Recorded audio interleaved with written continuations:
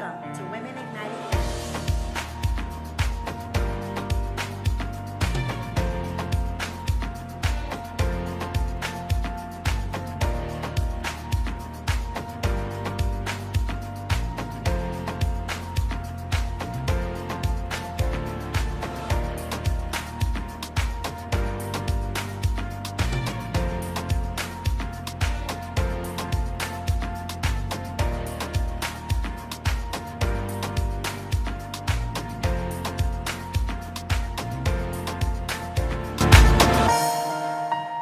Thank you for joining the Win Show. Listen, we have a wonderful show planned today. This is part 2 of a discussion, domestic violence. And we have a great guest that's been on the show before, and she's going to give you some insight in what you can do to help somebody who's going through this situation. I'll see you when you get back.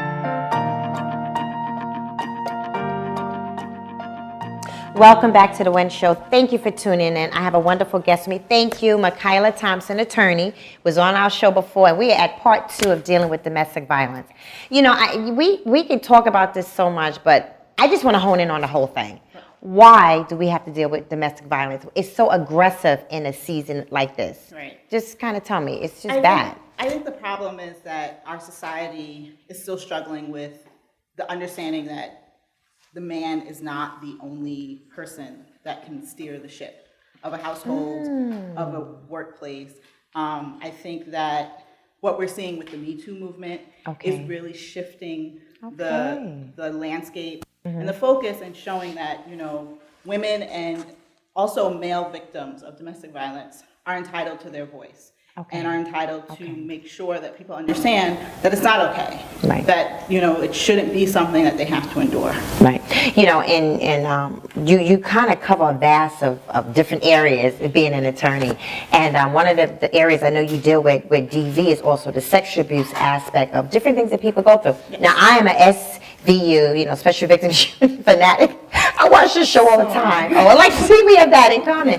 But it's really true what people really go through with that. I had a family member that actually went through domestic violence, and it's such a gripping fear. Yes. Whether male or female, whoever is the victim in this. Absolutely. But it is such a gripping fear that they go through. What do you do and what do you offer? Because it's a mindset. Yes. It's almost like a reprogramming. Exactly. You know what I mean? To understand that someone can't control you. Yes. What do you offer? What kind of programs? Well, at the Safer Center Long Island, we offer counseling to start. And I think when we go out as a crisis counselor, I volunteer as a crisis counselor, and the first thing we do is try to remind the person that anything leading up to this point that they've endured is not their fault. Victims of or survivors of domestic violence oftentimes blame themselves. They believe that if they hadn't, you know, if they just walked away the first time, if they hadn't, you know, looked at the person a certain way, or if they had just said what the person wanted them to say, that this wouldn't have happened. And so my first task when I meet them at the hospital is just to tell them it's not your fault. It's okay. Right. That you feel the way you feel, but you shouldn't blame yourself. Right. And that you need to understand that this person was wrong, and that they wronged you, and it's not okay, and that they violated you. And slowly we start that process of reprogramming, so that they understand that they have more for them on their own and moving forward. Now, if I could use this term, the revolving door, that's just something I just was thinking about.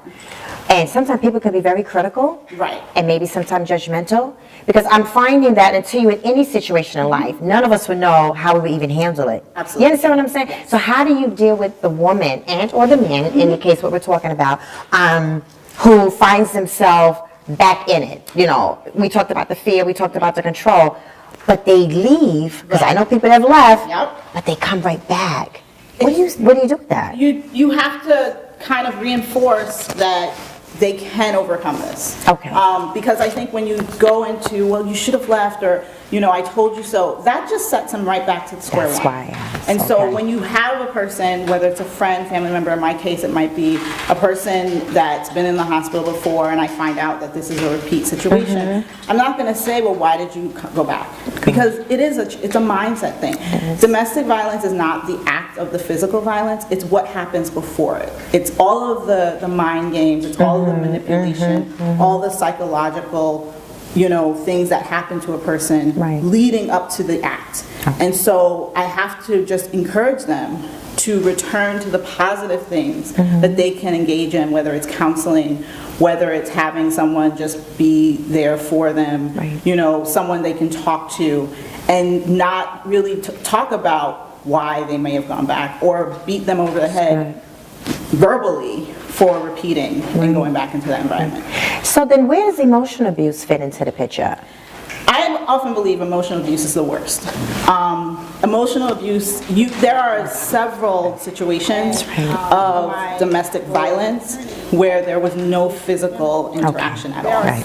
And in my role as an attorney, I represent children in family court. There are several times I come into cases where it was pure emotional abuse. And I think it's hard because since domestic violence in general is oftentimes psychological, emotional abuse can be 10 times worse because it's only that. It's only psychological, it's only mind games, it's only verbal attacks. And you're beating a person down, you're killing their self-esteem. And they need reinforcement in a positive way, more so than most other victims, because there is no physical thing.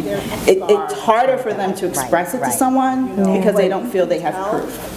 They don't. There's no scar that I can see. But you can tell. You kind of can see the signs, and most physical violence is precursored by emotional abuse. What are some of the signs? Isolation. When you might have a family member who suddenly they don't go anywhere, they stop coming to family functions, your best friend stops hanging out with you, suddenly if she does, her partner has to come, or all of a sudden they up and move. I've several times where I've had families I work with where they're originally from a totally different part of the country. And I'm like, well, why did you come to New York? It's easier to manipulate someone when they're alone, when they're vulnerable. Stop caring about how they look. They start to really, you'll start hearing them say negative things about themselves. Domestic violence is a form of bullying. So it's all of the same mind games. That person has power over you. And they will chip away at who you are because they don't want who you are. They want who they want you to be. And so they play around with and basically try to mold you into who they want you to be. We did a show, this is probably years ago, we did a show with dealing with domestic violence and dating. And I have to tell you, Mikila, that was one of the most watched shows that we had taped years ago. I could definitely. I would dare have to say that that's probably still appropriate for the times that we're living in. And it just happened to be a family member. And I didn't even know. Now, this is why I was actually about the signs, like what people should know and what they could, because I think there has to be some kind of resources have to be available. Because I'm being honest with you, I didn't even know. Like the person was like, the person could have been standing right next to me. And you wouldn't have when I tell you, I didn't know. So, and I remember somebody mentioned to me, did you notice so-and-so was being hurt? And to my surprise, the person never told me. Just like what we're talking about, there was never a sign that I can see. So then my question was, what happened to the strength? Because the person always exemplified this internal strength. Like, you would have never thought this person went through that. Most people, you know what I mean? They actually learn it's a learned behavior. So while you have the abuser exerting this power, you have the victim, the survivor, who is learning how to dance the dance. And so their outward person that you see is not the person who's being beaten at home. They learn how to put on makeup, and they learn how to make up their personality. They learn how to make up their mannerisms. They would never most likely say anything about it, but they've learned how to kind of maneuver through life. And so you have to look very closely. Only people, I think, either professionals or someone who knows the person really well can start picking apart the signs, because you have to look for those subtle changes, very subtle. Suddenly they have an opinion about something totally opposite. And you notice, like, you could be at a family gathering and you notice that the partner or the husband or their boyfriend or girlfriend is the one kind of talking the most. You suddenly hear that they're very quiet. They don't say much when their partner is around. Or they refer to their partner about everything.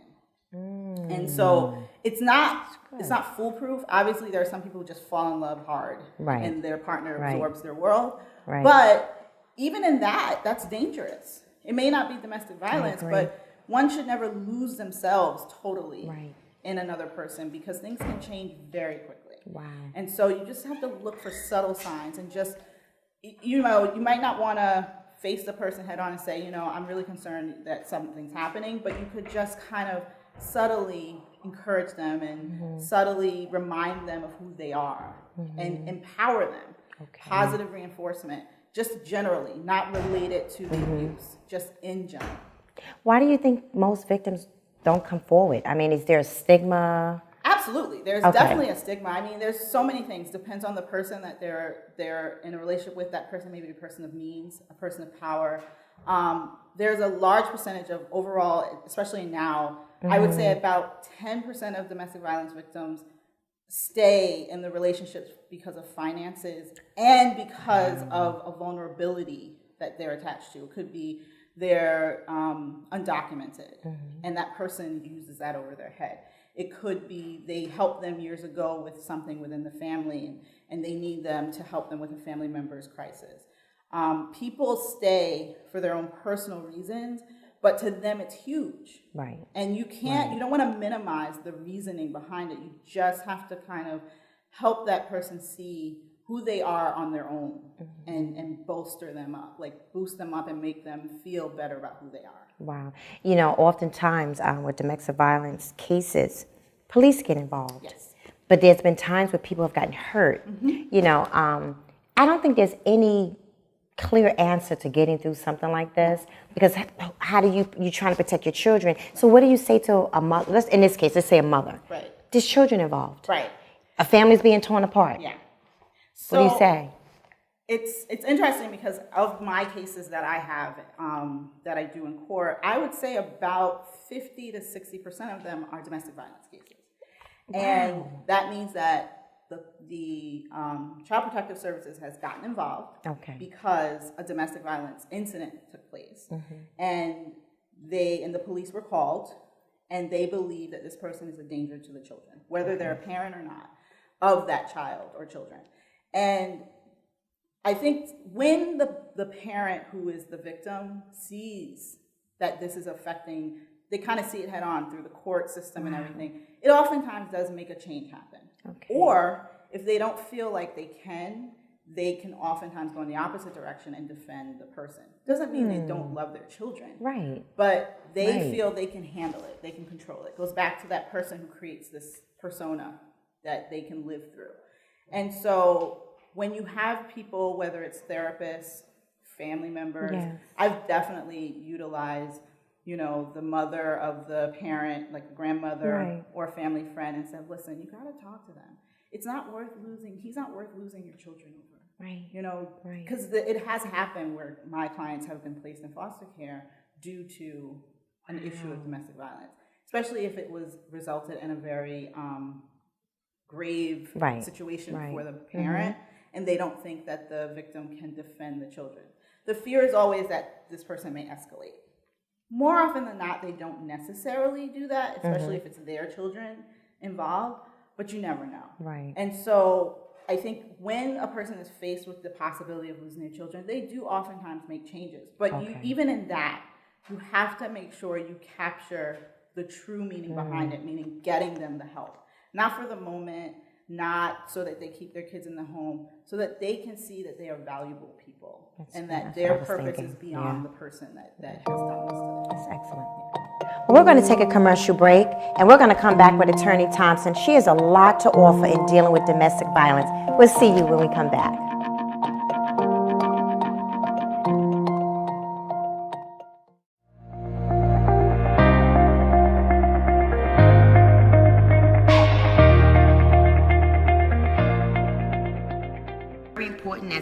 As we get together, ladies and gentlemen, that we be there for one another.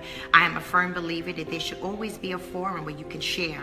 And I'm also a firm believer that it's important that if somebody comes, they have to know that they can trust you. and people know that about me. I'm a very transparent person, but I'm also a person that people can trust me with what they say to me. And I tell people there's nothing you can never say to me where I will look down on you, that I'll think anything negative about you. I have my own issues and my own struggles, and many of us on the line today can admit to the fact that we've had our own things that we've dealt with. I've raised 3 daughters.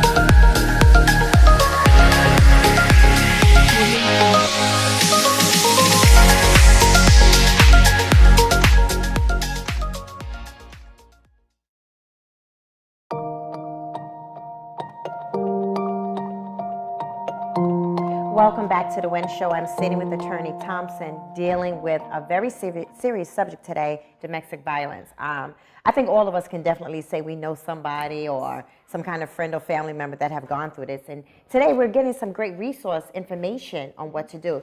You know, when we ended from before the commercial break, I want to go back to something you said that was powerful. I want to talk about the repeated behavior.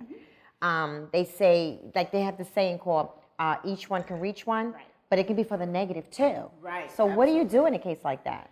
Well, I think it depends on what stage that this behavior is in. If you, for example, if you notice that a child it can be a person in your family or a friend, that is unfortunately a child involved in the family of domestic violence, I think you want to shower as much love and affection on that child as possible. And whether male or female, they can learn the behavior of being the victim or the abuser. Studies have shown that children that are part of the family structure of a domestic violence situation are more, I think it's like 10 to 20 times more likely to exhibit one or both of those behaviors in some way, shape, or form in their relationship. And so you want to make sure that the child, you try to prevent the outcome of that happening. Intensive therapy, if they're really young, play therapy, shower them with encouragement and positive reinforcement. If they're older and there's a possibility that they may repeat that behavior, it's again trying to diminish that anger, that angry feeling. And a person can be angry and become the victim just as much as the abuser, because certain behaviors can manifest and become issues of self-esteem, where they start to believe that they're not worth it. And self-hatred can exhibit itself as an abuser. I mean, you think about it, for a person to want to harm another person that they love, they must not love themselves very much. Of course. And so you have to, I think the central part is making sure that they have a certain level of self-love, and you encourage them to destroy that part of themselves that they seem to hate. You know, I'm definitely a firm believer in stopping the cycle. Coming out of an abusive background, my own self having been abused as a child, you know, it's something you said. I can remember times, Mikila, where that not having that self-love, you know, just understanding who I was, or you used another word before, the value. Understanding my value, even growing up. I mean, I was abused for those 12 years of my life, but it played a very increment role in my life. I'm just sitting here listening to you talking. I'm going, wow, imagine if I had somebody in my corner to kind of help me get through that. So helping that child in the, can I use infancy stage of the situation? It makes, when I tell you, it makes a does. world of difference, because I found that I was almost like a person that was just walking around in a fog. Yeah. You've been abused, and then you're like, Right. and I wasn't able to hone in on everything. And then one day, it just came crashing down on me, where I literally lost it. Because my mom went through the emotional abuse. She went through the physical abuse. She went through it all. And here we are as the children. Exactly. As you mentioned, you're trying to protect the parent, which is my mother, but then you get abused on top of that even more because of the protection. And our house was filled with such anger that you just mentioned. It was filled with just all kinds of tension. Dysfunction. Oh my God, I could just, everything. It was almost, it was robotic. Right. That's the word I'm thinking, robotic. Mom knew when she went to work that Thursday, she came home, the paycheck had to be on the table. Spaghetti was for dinner every Thursday. Kool-Aid was made with all this sugar. It was so robotic. And then I remember my stepfather sitting back like the king of the crop, like, okay, I'm running this ship. Absolutely. But it destroys families. It does. And the problem with that is, you mentioned that your family was robotic. Yeah. That is usually the way it's set up. It seems structured. They're so structured. true. Everything seems perfect. Right. But what really was happening is your mother started learning how to manage what was happening. That's good. So she put the paycheck on the table a certain way, not catty corner. Right. Because any little thing that would set him off would destroy the structure that seemed to go forward. And that is unbelievably what happens in most domestic violence relationships that endure for years. It's true. They learn how to manage. And it's awful, because every time a victim learns how to manage, they're chipping away at themselves. They are not themselves. They are behaving the way this person wants them to behave. And what's even worse is that the abuser hasn't, the only thing that they're craving is this power. There's no end to it. It's not like they may feel like they're in charge, but it's a cycle that continues with no end. Oh, I love they that. don't really know That's why good. they're doing it. They're just doing it. That's interesting. And after a while, it's just a part of their life. My dear friend, who her son passed away, I was down in North Carolina a couple of months ago, you said something that made me think. She lived directly across the street, and I lived here. Do you know, she said to me, literally out of her own mouth several times, she almost envied me. Because I had the mom, I had the dad, just like you said, when she came over, we knew, oh, put on the face. It was almost like saying, action, lights, camera, action, you are on. And you know, Mikila, she said to me, she envied me, because she was like, wow, they have it so together. She had no idea that when the door closed, the physical started, the sexual started. She had no idea. And it's something how we learned how to pretend. Yes. And that is, we learned how to do it. it's part of humans are animals, right? Right. We are part of the animal kingdom. And you learn how, it's a survival technique. Yeah, that's it. You know, that's you it. learn how to survive through. And part of that survival is putting on the face. Everybody does it differently. But the objective is to survive through it. Your mind does something, it's instinctual. It's true. It turns on and it moves forward. Yeah. And oftentimes, especially when police get involved, everyone gets involved, most question is, why are they still doing this? They don't realize these people are psychologically engaged. It's like you have to turn off the switch. And the only way you can do that is if you start reprogramming. So it goes back to what we talked about. Exactly. And that's, I think that was probably the hardest part of getting through the series of development and counseling was reprogramming my mind that, you know, I am somebody, or you can get through this. You don't have to. And I really want to do a teaching one day on dynamics. Yes. Because family dynamics, coming, like you said, you had that abuse, but that family dynamics, it's a mess. It is absolutely a mess. It's a mess. And just like we talk about repeated behavior with people becoming abusers, think about the victim. There are people who say victims attract people to them. So abusers, they know who they're looking for. You're so right. She looks vulnerable, I'm going to pick her. You are so right. And you'll have a woman who, she may get out of one relationship and go into another, and she's beating herself up more because she doesn't understand how she keeps finding them or how they find her. It's because she didn't do anything wrong per se, but there's something about her persona that is saying, you can do it to me, it's okay. And so they have to reprogram themselves to not put off that type of energy. If somebody came to you and they told you, Attorney Thompson, I'm going through so and so and so and so, what would you tell them? They need to seek help. Okay. They need to first find a safe person that they can talk to in confidence. On Long Island, it's a safer center. Every region has like a local domestic violence organization. Okay. So I would, if I were a person, if it was a client, I would find out what is local and direct them there. Because I think a person needs to feel like whatever they say is in confidence first. Right. They may not tell me everything, and that's fine. Right. But they need to know that they can talk to someone and start that process of healing. Wow, that's really interesting. Well, I have to tell you, I applaud you. Thank you. I really do for what you do, because what I hear is you're talking, and not just from the last show, your passion. Absolutely. I mean, I lived through this. As a child, I was a child who watched domestic violence. And then separate and apart from that, I was abused. Wow. And I learned how to create my own world. And it's not an easy thing to do, but I recognize it when I see it in children especially. I recognize that pretend. It was pretend play. I had my own reality. And we have to stop that cycle. We have to, and I feel like I did endure what I endured so others could be healed. You know, when you were just speaking again about cycles, the word I thought about was checked out. You know, you go to the grocery store and you buy your groceries and you're like, okay, you're at the checkout line. Yeah. And I know for a fact I checked out. Absolutely. There was like certain times I know somewhere in the scheme of all of that, I checked out. And I was thinking about my oldest brother. He checked out, but he really checked out. Like he passed away, and he was abused.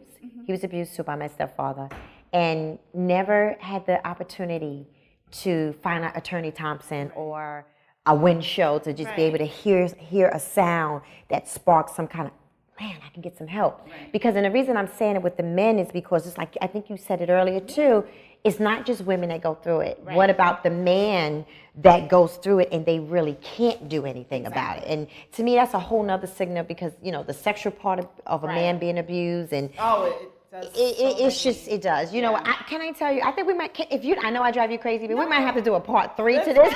We might have to do a part 3. But let me tell you, Mikila, I want you to look in that camera. If there was something that you had to say to encourage a family, you know, it might be a child that's watching, knowing their parents going through. Can you encourage that child today? There is always someone out there that can help you.